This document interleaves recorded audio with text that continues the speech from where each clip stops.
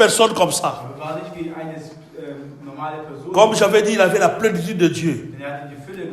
C'est-à-dire qu'il était oint. Quand il dit oint, donc il était quelqu'un qui était mis à part, rempli de la plénitude de la puissance de Dieu. Donc Jésus, il était venu, il avait un esprit supérieur. Quand on dit supérieur, un esprit de Père. On trouve à l'esprit de, quand on parle de l'esprit de Père, on comprend que c'est un esprit de patience, un esprit de compassion, de miséricorde, d'amour. Donc il avait un esprit supérieur. Mais Jésus, quand il est venu dans ce monde, il avait appelé les disciples. Comme notre thème, c'est ma mission. Donc ta mission, ma mission. Dans ce monde, tant que tu es encore en vie, tu as accepté Jésus et tu vis encore. Parce qu'il y a des choses, notre mission sur le monde, il y a notre mission qui est principale. Il y a aussi des missions qui sont secondaires. Parce que nous vivons encore sur terre. Mais notre mission principale, c'est pour entrer au paradis. Donc nous sommes encore dans la préparation. Mais Jésus, quand il est venu, il avait fait 3 ans et demi dans ce monde, il avait préparé les disciples. Bon, à travers ces disciples, c'est le même disciple qu'on avait appelé encore d'autres fois des apôtres. Mais quand Jésus est venu, il avait appelé ses disciples. Il lui avait donné la mission. Il partait, d'ailleurs, il marchait ensemble avec les disciples. Là, Jésus, en chair, n'était pas encore mort, il était vivant. On pouvait voir Jésus comme ça, tu peux te le toucher. Il avait tous ces besoins que tout le monde a. Donc Jésus avait le sommeil, Jésus dormait, Jésus avait des besoins, tout. Mais c'était Dieu. Donc là, il marchait avec ses disciples pour gagner les âmes. La Bible dit qu'il prêchait et à part prêcher, il guérissait beaucoup de malades, de miracles, de prodiges, de signes. Là, on voit Jésus n'était pas sur place quelque part enfermé. Des fois, il était enfermé dans une chambre ou bien dans une maison. Des fois, ils étaient dehors pour gagner le monde, pour gagner les âmes. Non seulement gagner les âmes, prêcher la bonne nouvelle. Donner de l'espérance aux autres aussi. Parce que la parole que nous prêchons, c'est ça qui est la bonne nouvelle. Et quand on dit une bonne nouvelle, c'est-à-dire il y avait une mauvaise nouvelle. Avant Jésus, il n'y avait pas de l'espérance.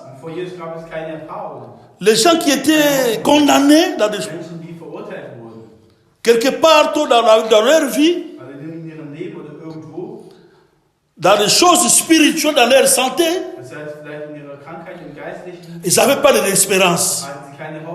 Mais Jésus, quand il est venu, il a donné de l'espérance. Voilà pourquoi Jésus lui-même, c'est lui-même notre espérance vivante. Il avait donné l'espérance dans le domaine des maladies,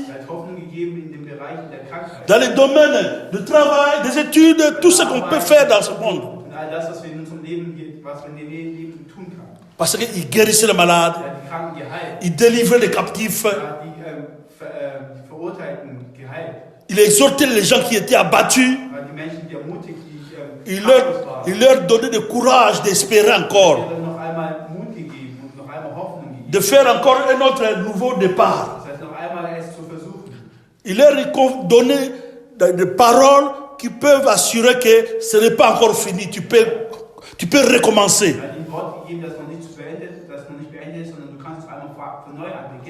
Puisque tant que tu vis, il y a encore de l'espérance.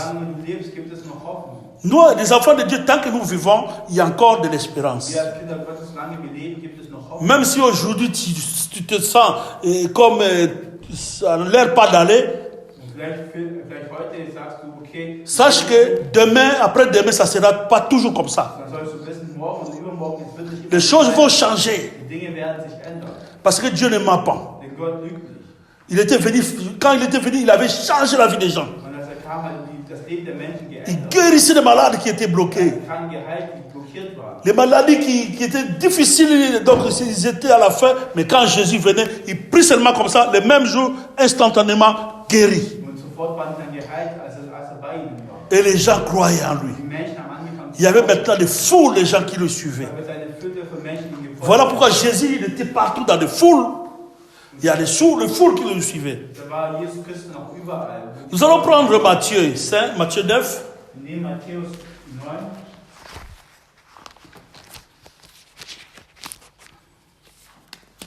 Notre thème c'est ma mission.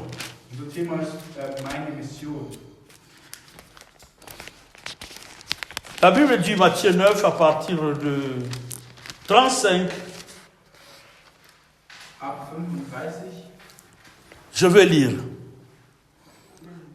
Jésus parcourait toutes les villes et les villages, enseignant dans les synagogues, prêchant la bonne nouvelle du royaume et guérissant toute maladie et toute infirmité. Und Jesus zog umher durch alle Städte und Dörfer und lehrte in ihren Synagogen und predigte das Evangelium des Reiches und heilte jede Krankheit und jedes Gebrechen. Donc Jésus était, on peut s'asseoir. Jésus, comme j'avais dit, il parcourait les villages, les villes, il parcourait partout. Il prêchait la bonne nouvelle.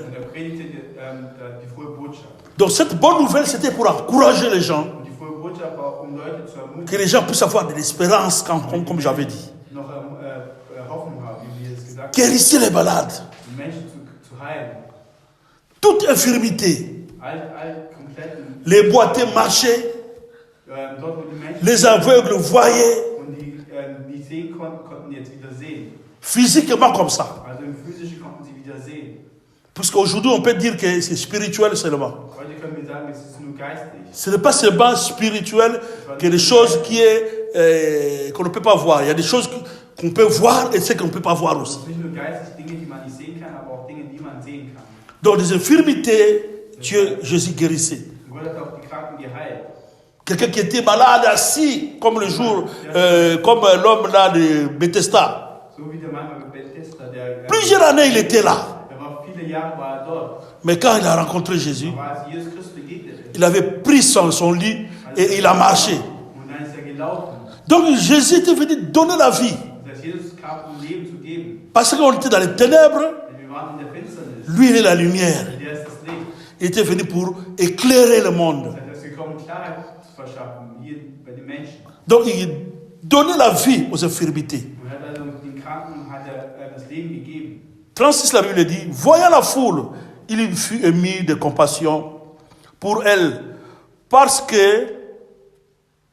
qu'elle était languissante et abattue comme des brebis qui n'ont point de berger. Und in 36, als aber die Volksmengen sah, wurde innerlich bewegt über sie, weil sie erschöpft und verschmachtet waren, wie Schafe, die keinen Hirten haben. Donc le peuple, les gens vivaient dans la détresse. Das heißt, die Menschen lebten ohne Sinn und Verstand. Donc c'est-à-dire que les gens vivaient comme ils n'ont pas de berger. Das heißt, als hätten sie keinen Hirten gehabt. Donc c'est comme dans une foyer, les gens vivent comme ils n'ont pas de parents dans la maison. Das heißt, es ist wie wenn Menschen leben, als hätten sie keine Eltern zu Hause. Donc en eux-mêmes donc ils pensaient où viendra notre secours? Und die fragen sich dann, wo wird unsere Rettung kommen? Qui va nous donner à manger? Wer wird uns etwas zu essen geben? Qui peut nous guérir dans ce lieu? Wer kann uns hier heilen? Alors Jésus était venu. Als Jesus kam, Rien qui sa vue.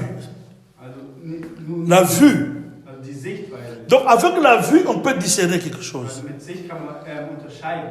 Quelqu'un qui est enfermé quelque part, tu ne peux pas comprendre tout ce qui se passe dehors. Wenn du verschlossen bist zu Hause, kann man nicht verstehen, was draußen geschieht. Mais si tu te promènes, tu prends un train ici, tu vas sur Stuttgart ou bien tu marches à pied jusqu'à plus loin, tu vas comprendre, tu vas voir tout ce qui se passe dans ce monde. Aber wenn du beispielsweise einen Zug nimmst Richtung Stuttgart, dann wirst du auch sehen, was draußen auch geschieht. Là, par là, tu vas voir qui sont dans les besoins. Dann wirst du auch sehen, wer hat Bedürfnisse.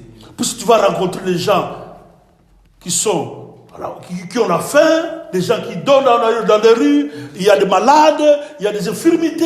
Tu vas commencer à voir parce que tu es dehors. Du wirst auch Kranke sehen oder die Menschen, die auf der Straße schlafen, weil du dann draußen bist. Comme j'ai vu, Jésus quand il est venu, il avait un esprit, comme j'avais dit, du Père. Also hatte ja den Geist des Vaters, Jesus. Un esprit de miséricorde, de compassion pour les autres aussi. Barmherzigkeit oder Mitleid für andere. Bon, la Bible dit quand il a vu la foule, il fut ému de compassion. Deshalb, als dann die Menschen sah, war innerlich bewegt. Donc dans notre mission que nous avons, on a besoin d'avoir cet esprit du Père, avoir de compassion aussi pour les autres. Also unsere Mission brauchen auch wir Mitleid für andere.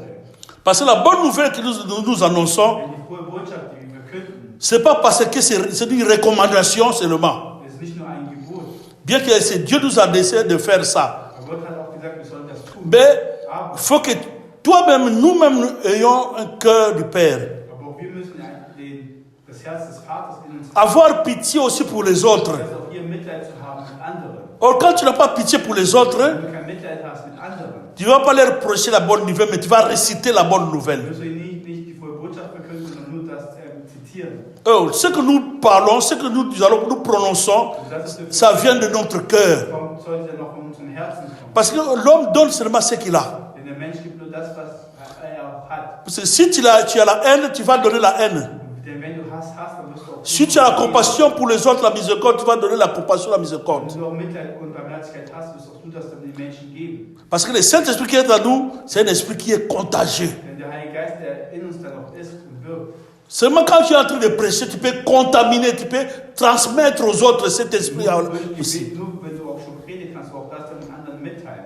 Donc c'est pas seulement parce qu'on a étudié à l'école de théologie, qu'on a été parti étudier à l'école de théologie, et je suis devenu aussi quelqu'un porteur de bonnes nouvelles. Es ist nicht nur so, dass du Theologie studiert hast, um das dann zu verkünden. Non, voilà pourquoi Dieu lui-même appelle tout ce qui il envoie dans son champ pour gagner les âmes. Es ist vielmehr so, dass Gott die Menschen ruft, um sie dann zu gewinnen. Parce qu'il leur donne en eux, il met cet esprit supérieur en eux. Er gibt ihnen diesen übernatürlichen Geist.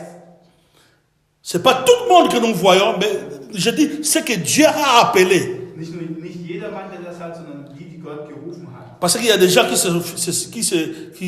se fabriquent d'eux-mêmes. Denn es gibt Menschen, die tun einfach so von sich aus das. Et il y a des gens aussi que d'autres, la famille te prend, il te met quelque part. Es gibt auch andere, die nehmen dich von der Familie und tun dich irgendwo hin. Mais je dis ce que Dieu avait appelé. Aber ich sage, die, wo Gott berufen hat. Jésus avait appelé les disciples, il marchait avec eux. Jesus hat seine Jünger gerufen und sie gingen mit ihm. Et ils parcouraient pour voir, Also sie gingen umher, um zu sehen. prêcher la bonne nouvelle, Predigten die frohe donner de Botschaft l'expérience, und gaben den Menschen auch Hoffnung. guérir les infirmités, guérir les malades. Die Kranken auch geheilt. Et les aveugles voyaient, Die Menschen sahen, des gens étaient die guéris. Blinden sahen und die Menschen wurden geheilt. La Bible dit que, alors il dit à ses disciples, la moisson est grande, mais il y a peu d'ouvriers. Priez donc le maître de la moisson d'envoyer des ouvriers dans sa moisson. Puis, chapitre 10, verset 1 maintenant, puis ayant appelé ses 12 disciples, il leur donna le pouvoir de chasser les esprits impurs et de guérir toute maladie et toute infirmité. Dann spricht zu seinen Jüngern, die Ernte zwar ist groß, die Arbeiter aber sind wenige. Bittet nun den Herrn der Ernte, dass er Arbeiter aussende in seiner Ernte. Und als er seine 12 Jünger herangerufen hatte, gab er ihnen Vollmacht, unreine Geister sie auszutreiben und jede Krankheit und jedes Gebrechen zu heilen. Donc, Jésus a dit, il a appelé ses disciples, il a dit, la moisson est grande, mais il y a peu d'ouvriers. Le monde est grand, il y a beaucoup de personnes. Mais il faut qu'il y ait des ouvriers. Il faut qu'il y ait des gens qui vont aller par-ci, par-là pour prêcher cette bonne nouvelle. Donner de l'espérance. Guérir, faire des signes, guérir les malades et toutes ces infirmités. Et la Bible dit que Jésus avait prié, il appela les disciples, il avait prié pour tous les disciples. Pourquoi il avait prié? Parce que le Saint-Esprit n'était pas encore en eux. Donc, Jésus qui avait l'Esprit du Père, donc il devait communiquer cet Esprit du Père à ses disciples. Voilà pourquoi la Bible dit qu'il avait il posa les mains, il pria pour tous ses disciples. Afin qu'eux puissent évangéliser, prêcher la bonne nouvelle et puis guérir les malades des infirmités. Et ils priaient, ils étaient là pour faire la volonté du Père. On est toujours dans Matthieu, mais je vais lire Hébreux 13.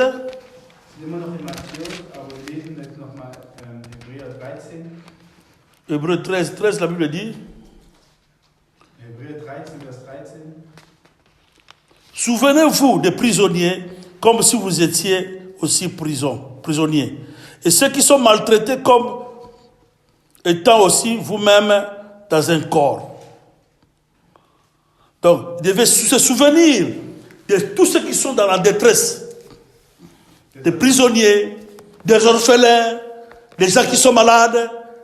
Ils devaient se souvenir encore d'eux.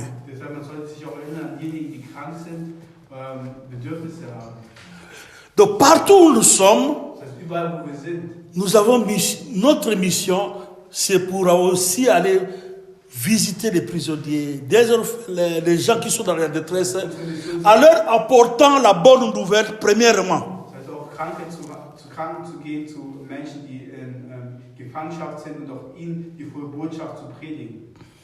Premièrement, c'est la bonne nouvelle. Leur donner, encourager, leur donner l'espérance de vivre, de continuer et l'espérance de la vie éternelle aussi. Et secondairement, leur aussi soutenir dans leurs besoins. Vous allez voir même Jésus partager les pains et les poissons. Mais en leur portant tout d'abord la bonne nouvelle, la parole de Dieu. Parce que la parole de Dieu, personne ne peut ôter ça. Amen. Vous allez voir, toujours dans Hébreux 13, la Bible dit, dans verset 13, sortons donc pour aller à lui, hors du camp, apportant son propre, car nous n'avons pas ici-bas de cité permanente, mais nous cherchons celle qui est à venir. Deshalb lasst uns zu ihm hinausgehen, außerhalb des Lagers und seine Schmach tragen. Wir haben hier keine bleibende Stadt, sondern die zukünftige suchen wir. Donc nous devons sortir hors du camp. Nous devons sortir de chez nous. Aller. Das heißt, wir müssen aus unserem Lager gehen, von uns raus und raus. Prêcher la bonne nouvelle. Die frohe Botschaft verkünden. Nous ne devons pas être sur place. Das heißt, wir müssen nicht nur beim Platz bleiben.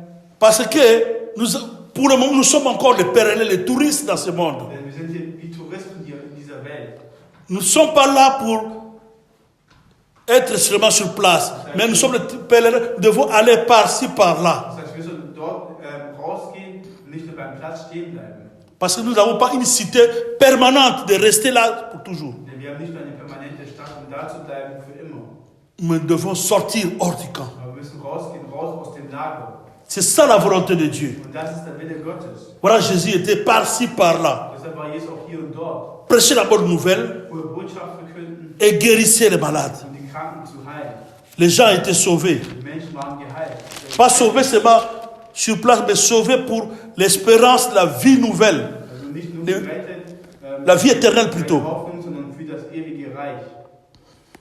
Voilà pourquoi même dans Matthieu, on revient à Matthieu 35, plutôt 9, 35, la Bible dit que Jésus parcourait toutes les villes et les villages, enseignant tout d'abord dans les synagogues, prêchant la bonne nouvelle du royaume d'abord. Und da steht in Matthäus 9, 35, und Jesus zog umher durch alle Städte und Dörfer und lehrte in ihren Synagogen und predigte das Evangelium. Et ça vient secondairement, il guérissait. Und das zweite ist dann heilte er. Et des infirmes et des infirmités. Heilte er jede Krankheit und jedes Gebrechen. Parce que l'évangile ne consiste pas seulement en parole, mais en puissance et par la démonstration du Saint-Esprit. Also das Wort ist nicht nur vom Wort. Parce que quelqu'un qui ne connaît pas Jésus, qui n'accepte pas Jésus, il peut avoir des problèmes, il peut avoir un besoin de prière, de délivrance, de libération. Vous allez prier pour lui. Dieu lui délivre. Mais comme il ne connaît pas Jésus, comme il n'est pas affermi, comme il n'est pas toujours enseigné, il va encore revenir dans la boue, il sera encore dans la main, dans la prison du diable. Or, voilà pourquoi dans tout ça, c'est la parole qui apporte la guérison. C'est la parole qui apporte d'abord la guérison, la délivrance. Si quelqu'un comprend la parole, il accepte cette parole, il comprend ça, il se met en pratique, il est délivré. Il sera guéri automatiquement. Amen. Donc la parole, c'est la vie. La parole, c'est ça qui nous amène, qui va nous amener au paradis. Voilà pourquoi Jésus, il avait prié à ses disciples, avoir cet esprit du Père, aller prêcher l'évangile. Et quand on va prêcher dans les foules, la foule là, c'est le monde. Et Jésus, quand il était sorti, il avait vu sa vue. Il avait vu les gens qui étaient comme les gens qui n'ont pas de berger. Quand on parle de la vue, c'est ça qu'on dit que il y a des gens, quand on voit comme ça, tu trouves qu'il est en bonne santé, il est vu, il est vraiment, il est très bien. Mais peut-être il y a beaucoup de choses qui ne vont pas en lui. S'il n'y a pas une personne qui ne vient pas te dire ce qui est caché à lui, tu ne vas pas comprendre. C'est ça que nous appelons l'esprit de révélation. Le Saint-Esprit nous vient nous révéler, afin que nous puissions connaître. Et par là, nous pouvons faire notre travail, pas en tâtonnant. Parce que le révélateur est là. Jésus lui-même voyait les gens. Tous ceux qui étaient dans les besoins et tous ceux qui n'étaient pas dans les besoins. Il voyait par sa vue. L'esprit des révélateurs, le révélateur de cet esprit. Amen. Et quand il pria pour tous ses disciples, là, la Bible dit que cette mission que Jésus prêchait avec ses disciples, là, la mission est encore limitée. La mission était limitée. On peut lire le chapitre 10, à partir du verset 5. Chapitre 10, verset 5.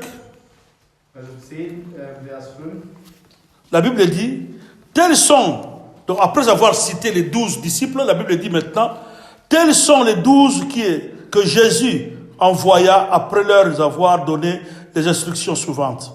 N'allez pas vers les païens et n'entrez pas dans les villes des Samaritains. Allez plutôt vers les brebis perdues de la maison d'Israël. Allez prêcher et dites le royaume des cieux est proche.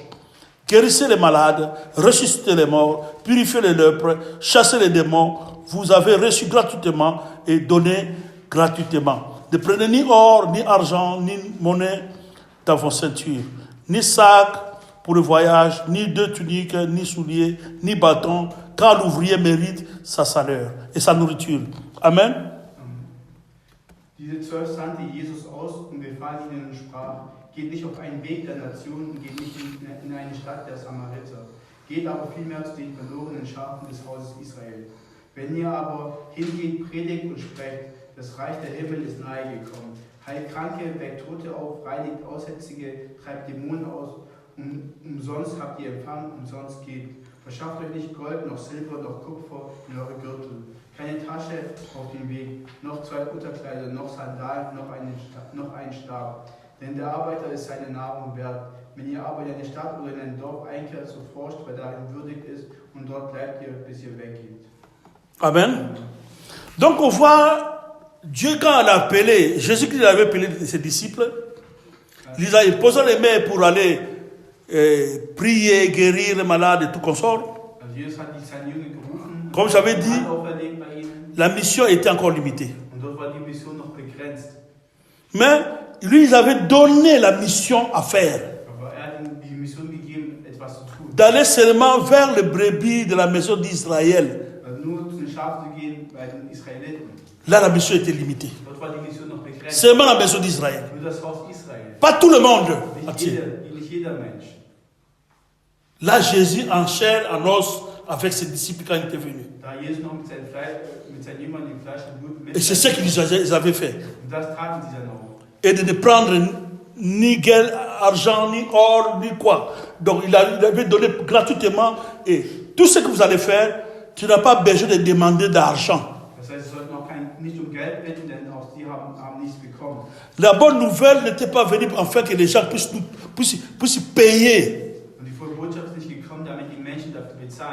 Non, la bonne nouvelle était venue pour sauver les gens. Donner de l'espérance aux gens. Guérir tous ceux qui sont dans les chaînes. C'était pas l'évangile, c'était pas pour aller faire le business, le commerce.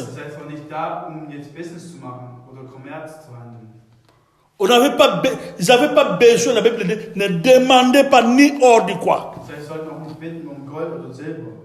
Parce que vous avez reçu ce pouvoir gratuitement. Je priais pour vous, les disciples. Je veux donner le pouvoir de dominer, de guérir, de faire tout ça. Et vous n'avez rien donné. Tel que je vous avais donné, vous aussi allez accomplir la mission de ne rien demander. C'est ce qui se faisait. Et là, on voit la mission de Jésus était limitée. Mais quand Jésus appelle les disciples, il y a maintenant un prix à payer. Ce disciple devait payer un prix.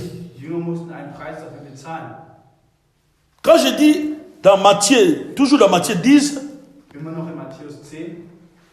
au chapitre 34 à 42, la Bible dit: ne croyez pas que je suis venu pour apporter la paix sur la terre. Je ne suis pas venu apporter la paix, mais l'épée. Car je suis venu mettre la division entre l'homme et son père, entre la fille et sa mère, entre la belle-fille et sa belle-mère. Et l'homme aura pour ennemi les gens de sa maison. Celui qui aime son père ou sa mère plus que moi n'est pas digne de moi. Et celui qui aime son fils ou sa fille plus que moi n'est pas digne de moi. Celui qui ne prend pas sa croix et ne me suit pas n'est pas digne de moi. Celui qui conservera sa vie la perdra, et celui qui perdra sa vie à cause de moi la retrouvera. Celui qui vous reçoit me reçoit, et celui qui me reçoit reçoit celui qui m'a envoyé. Celui qui reçoit un prophète en qualité de prophète recevra une récompense de prophète. Et celui qui reçoit un juste en qualité de juste recevra une récompense de juste. Et quiconque donnera seulement un verre d'eau froide à l'un de ce petit, parce qu'il est mon disciple, je vous le dis en vérité, et il ne perdra point sa récompense. 34 bis 42. Meint nicht, dass ich gekommen sei, Frieden auf die Erde zu bringen. Ich bin nicht gekommen, Frieden zu bringen, sondern das Schwert. Denn ich bin gekommen, die Menschen zu entzweien, mit seinem Vater und die Tochter mit ihrer Mutter und die Schwiegertochter mit ihrem Schwiegermutter. Und des Menschen Feinde werden seine eigenen Hausgenossen sein. Wer Vater oder Mutter mehr liebt als mich, ist meiner nicht würdig. Und wer Sohn oder Tochter mehr liebt als mich, ist meiner nicht würdig. Und wer nicht sein Kreuz aufnimmt und mir nachfolgt, ist meiner nicht würdig. Wer sein Leben findet, wird es verlieren. Und wer sein Leben verliert, um meinetwillen wird es finden. Wer euch aufnimmt, nimmt mich auf. Wer mich aufnimmt, nimmt den auf, der mich gesandt hat. Wer einen Propheten aufnimmt, in eines Propheten Namens, wird als Propheten Lohn empfangen. Und wer einen Gerechten aufnimmt, in eines gerechten Namens, wird als gerechten Lohn empfangen. Und wenn jemand einem dieser Geringen nur einen Becher kalten Wassers zu trinken gibt, in eines Jüngers Namen, wahrlich, ich sage euch, er wird seinen Lohn gewiss nicht verlieren. Amen. Comme je vous avais dit, quand Dieu t'appelle, tu as une mission à faire. Sache que tu es consacré pour Dieu. Und wenn Gott dir eine Mission auferträgt, dann bist du auch geweiht für Gott. Donc il y a un prix à payer. Das heißt, es gibt einen Preis zu bezahlen. Donc sache que comme tu étais appelé comme disciple, da du als Jünger berufen wurdest, ta priorité c'est d'abord les choses de Dieu. Das ist erstmal deine Beschäftigung, die Dinge des Herrn. Donc prêcher cette bonne nouvelle, das heißt, die frohe Botschaft zu verkünden, donner du courage aux gens, und anderen zu ermutigen, guérir les malades, und auch Kranke zu donner de heilen, l'espérance, und ihnen auch Hoffnung zu suivre geben, Jésus, und auch Jesus zu folgen. marcher avec Jésus. Das heißt, mit Jesus zu gehen. Ça c'est un prix à payer. Und das ist der Preis, den Ça man c'est le premier des choses, notre mission. Und das ist das Erste, also unsere Mission. C'est notre mission dans ce monde. Das ist unsere Mission hier in dieser Welt. Servir d'abord Dieu. Erstmal Gott zu dienen. Parce qu'il y a ce qui est secondaire Denn es gibt das, et ce qui est principal. Und es gibt auch das, was des Hauptes ist, das Erstes kommt. Et la Bible dit que on parle maintenant du prix à payer. Man spricht jetzt von dem Preis, den man bezahlen muss. On a parlé, il y aura des divisions de père et mère, des enfants, tout ça. Man las es gab Trennung von Mutter und Tochter und Vater und Sohn. Non, là on parle de ce prix à payer Dieser Preis, den man bezahlen muss. par rapport aux choses que nous vivons ici dans ce monde. Also im Gegenteil von dem, was wir hier in dieser Welt leben. C'est comme un autre jour, Jésus était dans les temples. Es ist wie ein anderer Tag, Jesus war in einem Tempel. Il était en train d'écouter l'enseignement. Und er war dabei, die Lehre zu hören. Et entre-temps, son père et sa mère sont venus dans la chair. Und dann sind seine Eltern gekommen im Fleische. On lui cherchait, Man hat ihn gesucht. puisqu'on ne le voyait pas. Denn man hat ihn nicht gesehen. Quand ils sont venus vers Jésus, Und als sie zu Jesus kamen, on l'a vu, il était là assis dans le temple, de suivre les enseignements. und hat die Lehren gehört. On lui a appris, on est parti, ils sont partis. Und die sind dann gegangen. Mais lui, on te cherche, toi tu étais où depuis ce temps? Und die haben dann gesagt, man sucht dich und du bist hier. Mais regarde le prix à payer, il a dit, je m'occupe des affaires de mon père. Ich kümmere mich um die Sachen meines Vaters. Donc il avait même abandonné son père et sa mère à la maison Seinen Vater und Mutter nicht aufgegeben zu Hause. pour s'occuper des affaires d'abord de Um Dieu. zuerst die Sachen von dem Herrn zu Ça sont des choses que nous disons de consécration. Und das sind Dinge, wo wir sagen, das sind Weihungen. Il était loin, Das heißt, er wurde gesalbt. donc mis à part. Das heißt, außerhalb genommen. Il peut vivre avec des gens, Er kann mit Menschen leben. mais sachant qu'il est mis à part. Aber soll ihr wissen, er wurde Quand tu es appelé genommen. comme un disciple de Dieu, Wenn du ein Jünger Jesus genannt nous sommes mis à part. sind wir außerhalb genommen. Un vrai disciple de Jésus-Christ, c'est quelqu'un qui marche d'abord des choses de Dieu avant. Ça ne veut pas dire que tu vas désobéir à toutes ces choses qui sont dans ce monde. Non, plutôt il faut s'organiser par rapport à toutes ces choses. Afin de mettre les choses, soit parce que Dieu, c'est un Dieu d'ordre.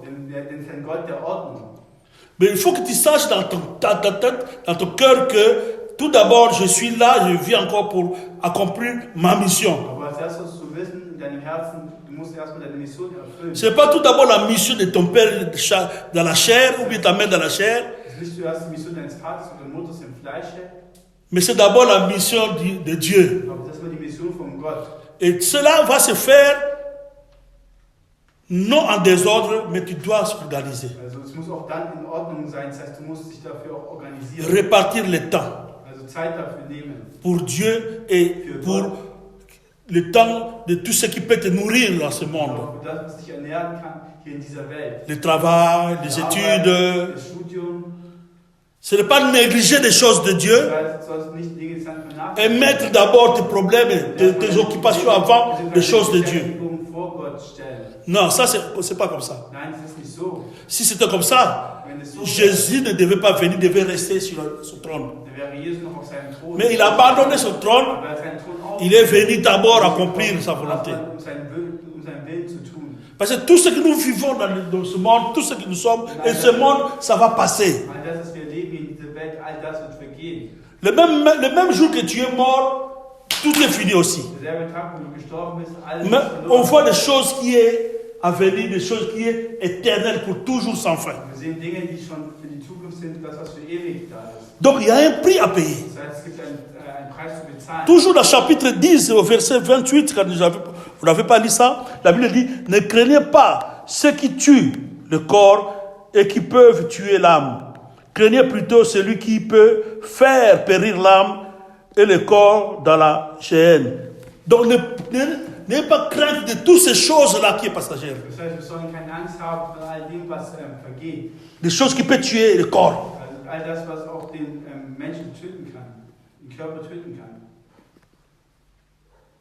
Mais des choses qui peuvent tuer la chair, mais ça ne peut pas tuer l'âme. Or, qu'est-ce qui peut tuer la chair? Une personne, des militaires, quelqu'un ici peut tuer la chair. On peut te mettre le poison, on peut te tirer avec des balles, ça peut tuer le corps, mais ça ne peut pas tuer l'âme. Mais ce qui tue l'âme, c'est seulement Dieu. Donc, ayons peur, ayons crainte d'abord, obéissons d'abord à Dieu. Parce que même si tu meurs, lui peut t'élever. Même si on te tire, lui peut faire que tu ne puisses pas mourir. Même si on te donne le poison pour mourir, lui il peut te donner toujours la vie. Tu ne meurs pas, tu bois le poison, mais tu ne meurs pas. Donc parmi les deux là, on va choisir qui? N'est-ce pas? De la part de Jésus d'abord. Parce que lui, il est la vie. Il ne meurt pas. Tout ce que nous vivons, ça va passer. Nous allons craindre d'abord quoi? D'abord, voilà pourquoi on dit que craignez donc tout ce qui est d'abord, qui peut tuer l'âme. Ça, c'est un prix à payer. Dieu te dit, Joël, il confirme. Joël, je t'envoie au Congo. Tu vas rester là-bas pendant 2 ans. Laisse les études ici. Mais j'ai une mission là-bas. Mais c'est toi qui vas accomplir. C'est toi qui vas faire ça. Tu es obligé de laisser ça. Dieu te confirme. Les gens te confirment aussi. Les gens te donnent des messages. Les gens te parlent vraiment, te confirment. Et le Dieu te met vraiment ça à cœur. Tu es obligé d'obéir. Parce que tu es d'abord pour cette mission. Et tu vas au Congo, tu vas faire 3 mois comme Dieu a dit. Tu vas faire 1 année comme Dieu a dit. Les études, ce n'est pas ton problème. Dieu s'occupera de ça. Parce que si tu vis, ce n'est pas à cause de ces études-là. Du lebst nicht nur für das hier. D'ailleurs, il y a beaucoup de choses qu'on avait appris à l'école. Denn vieles hat man in der Schule gelernt. Et aujourd'hui, on ne fait pas ça. Und heute tun wir das auch nicht. Moi, ce que j'avais fait à l'école, Das, was ich in der Schule getan je ne fais plus ça. das mache ich auch nicht. Je fais autre chose. Ich mache ganz andere Dinge. Donc, c'est Dieu qui connaît le destin Das heißt, Gott kennt de tout et chacun. unser Weg von jeder Person. C'est lui qui connaît pourquoi il nous avait appelés. Er weiß, warum uns gerufen hat. C'est lui qui connaît notre plan. Das heißt, kennt unseren Plan. Quelque chose que j'avais perdu beaucoup des années Dinge, die ich getan habe, pour étudier. Zu studieren. Mais à la fin, Aber am Ende, un jour, tu fais autre chose. am einen Tag machst du was anderes. Donc, c'est Dieu qui connaît tout. Das heißt, Gott kennt alles. Donc, nous devons payer un prix. Das heißt, man muss einen Si Dieu te dirige, wenn Gott dich leitet. voilà pourquoi Abraham c'était un père de foi, de la foi. Abraham Vater des Glaubens. On lui dit, quitte ta patrie, allez. Und sagst du ihm, geh von deinem Quitte ta maison, allez dans un autre pays. dein Haus und geh in einen anderen Land. Aussitôt, il avait obéi, il est Er war parti. gehorsam und er ist gegangen. Parce qu'il avait une mission à Er hat accomplir. eine Mission, die er C'est ça notre mission. Und das ist unsere Mission. Tout d'abord, l'obéissance à Dieu. Gehorsamkeit gegenüber Gott. Tellement nous avons une mission. Da wir eine Mission haben. Ne crois pas que la mission de Dieu va marcher en concordance, toujours en concordance par rapport aux choses que nous sommes, ce que nous faisons ici. Ich glaube nicht, dass es immer so geht nach dem, was wir auch hier Non, non, non, c'est pas toujours comme ça. Es ist nicht immer gleich. Dieu peut te dire de quitter ta famille aussi, Gott kann dir sagen, lass dein Zuhause, d'aller loin. geh weit. Tout d'abord sa mission. Lass mal seine Mission. Voilà, je dis que c'est un prix à payer. Deshalb sage ich auch, es ist ein Preis. Pourquoi un prix à payer? Parce que ce n'est pas facile. Ein Preis, den wir zahlen müssen, weil es nicht einfach ist. C'est un prix. Das ist ein Preis. Or, quand tu obéis à ça, Wenn du dann gehorsam bist, ça a du prix aux yeux de das ist Dieu. ein Preis in seinen Augen. Ça a du prix aux yeux de Dieu. Also das ist etwas in Gottes Augen. Amen. Ça, on parle toujours de la mission de Dieu.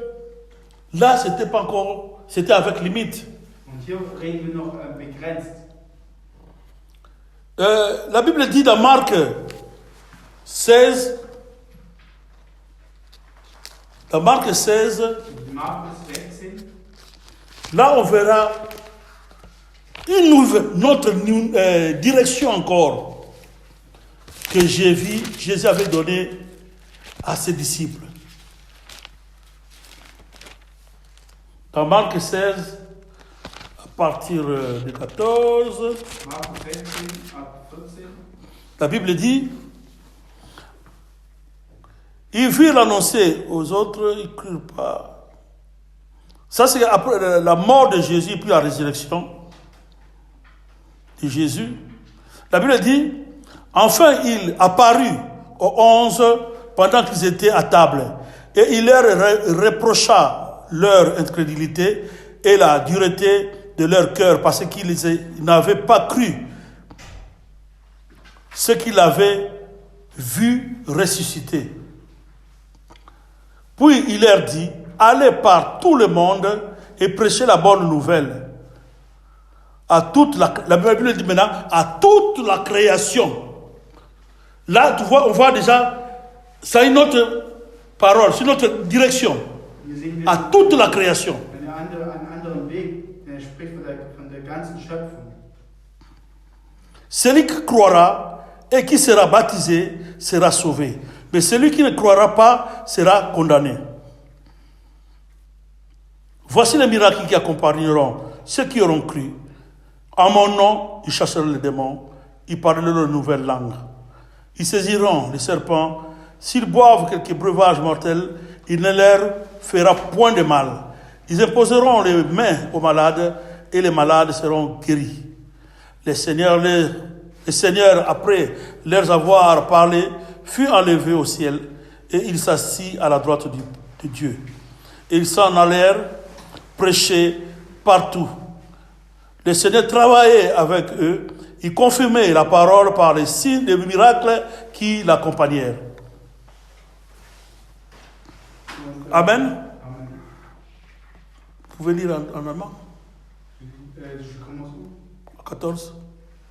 Also in 14 bis 20. Nachher offenbarte er sich den Elfen selbst, als sie zu Tisch lagen und schalt ihren Unglauben und ihre Herzenshärtigkeit, dass sie den, die ihn auferweckt gesehen, nicht geglaubt hatten. Und er sprach zu ihnen, geht hin, in die ganze Welt und predigt das Evangelium der ganzen Schöpfung. Wer gläubig geworden und getauft worden ist, wird gerettet werden. Wer aber nun gläubig ist, wird verdammt werden. Wer ungläubig ist, wird verdammt werden.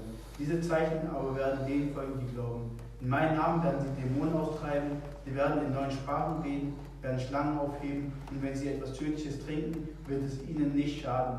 Schwachen werden sie Hände auflegen und sie werden sich wohl befinden. Der Herr wurde nun, nachdem er mit ihnen geredet hatte, in den Himmel aufgenommen und setzte sich zur Rechten Gottes. Amen. Ça, c'est notre nouvelle direction que Jésus-Christ l'avait donnée. Ça, maintenant, il était déjà mort, mais il n'était pas encore allé vers le Père, à droite du Père, mais il s'est fait apparu quand j'étais encore à table. Là, la Bible nous dit dans verset 14. Il apparut 11 pendant qu'ils étaient à table et il leur reprocha de leurs incrédulités. Donc Jésus-Christ est apparu en eux. Là, on voit donc Jésus n'était plus en chair et en os, mais il s'est apparu. Il est sorti seulement comme ça. Quelqu'un qu'on connaît qu'il était déjà mort, tout ça, ben, il est apparu. Quand il est apparu, il leur donna cette nouvelle direction. Et cette nouvelle direction était aller partout dans toutes les créations. Donc nous les enfants de Dieu, nous les appelés de Dieu, tu n'es pas appelé à remplir ta mission pour se limiter seulement pour ta famille. Pas seulement ta maison, ton fils, tes filles, ta femme ou bien ton mari, ou bien tes cousins, ou bien seulement des Congolais, ou bien seulement des Angolais, ou bien seulement des Togolais, des Camerounais. Pas seulement à ton patrie. Donc nous sommes appelés pour apporter la bonne nouvelle au Singapour, en Suède, partout les créations. Notre appel, ta mission n'est pas seulement ici à Renningen, pas ici à Stuttgart. Mais ta mission c'est pour partout, parce que tu es déjà un disciple de Jésus-Christ. Partager aux d'autres gens, leur montrer Jésus-Christ, qui est Jésus-Christ. Qu'on veut gagner les âmes pour Jésus. Gagner les noirs tout comme les blancs. La Bible dit toute création. Notre mission pour aller accomplir ça.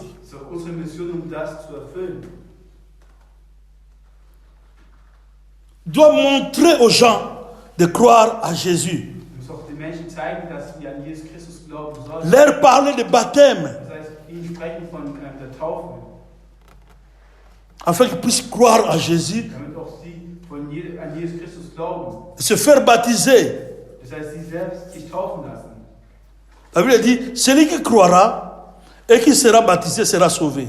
Mais celui qui ne croira pas sera condamné.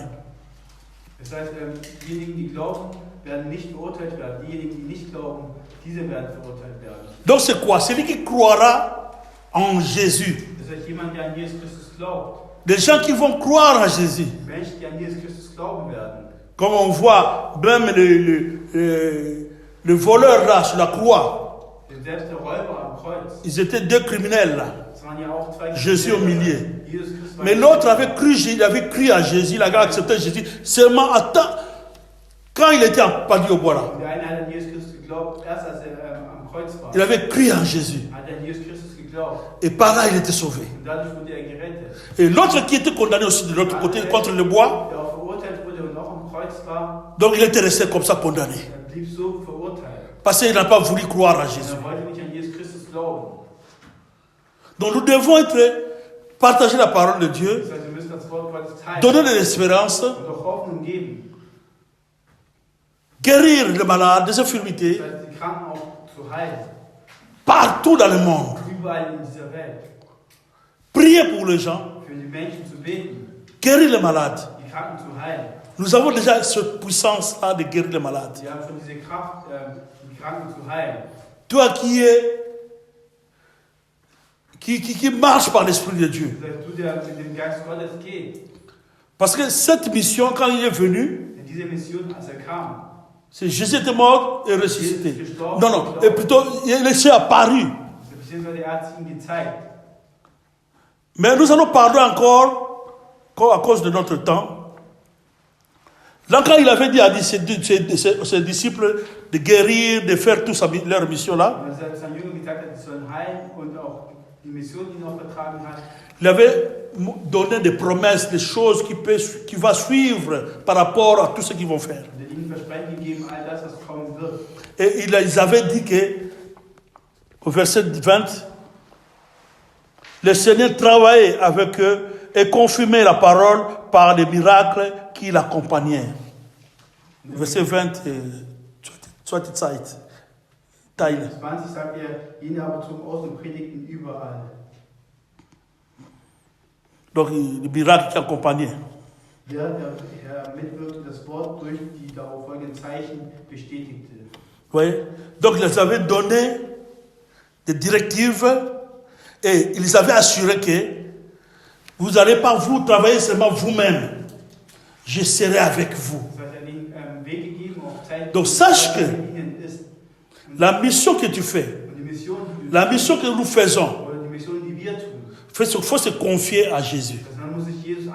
C'est lui qui accomplit tous ces signes de guérison, de miracles, de délivrance, la convaincre le cœur des gens.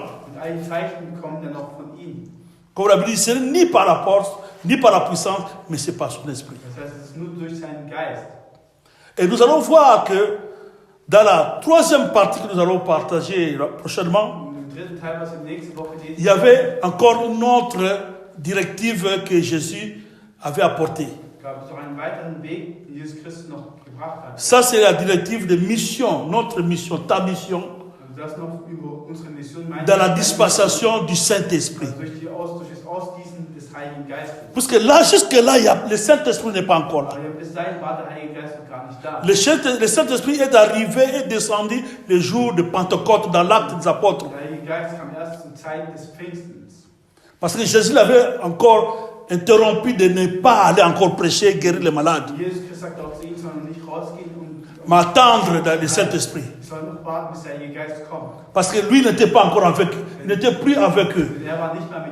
En chair comme ça. Mais il fallait qu'il puisse venir en eux. Donc l'Esprit de Jésus en nous. Amen. Ça c'est prochainement partagé. La mission des disciples, ta mission dans la dispensation du Saint-Esprit ou la dispensation de la grâce où nous sommes. Das machen wir nächste Woche, die Mission, deine Mission durch das Ausgießen des Heiligen Geistes. Nous sommes le temps où nous sommes, c'est le temps de la grâce. Et sa mission est comment? Nous allons partager prochainement. Que Dieu vous bénisse. Nous allons prier.